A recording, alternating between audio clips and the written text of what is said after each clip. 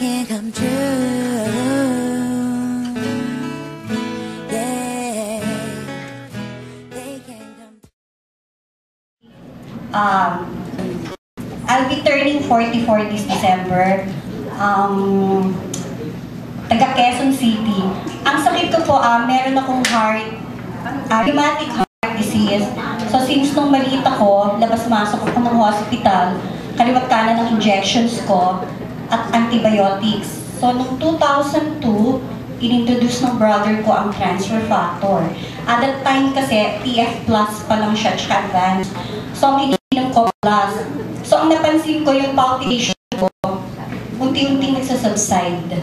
Sa transfer factor plus pa lang. Tapos tinigil ko lahat ng medications ko. Hindi ako nagpapacheck up. Napansin ko pa, sumakit na kasi yung ano ko, sa baywang pa ba, ibig sabihin rheumatic fever. So hospital na ako talaga. Kaya lang, nito, nag-take ako ng cardio. Talagang grabe ako sa hospital since nag-take ako ng transfer factor. I'm Irving Vibal. I'm 34 years old.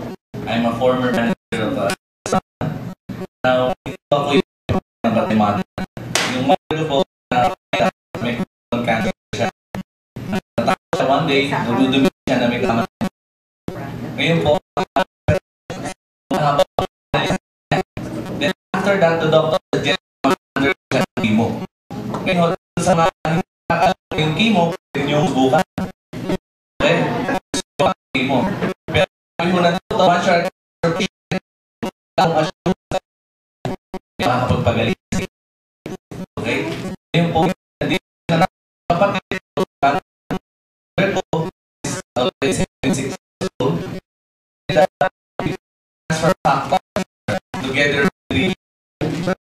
Ang kanda po,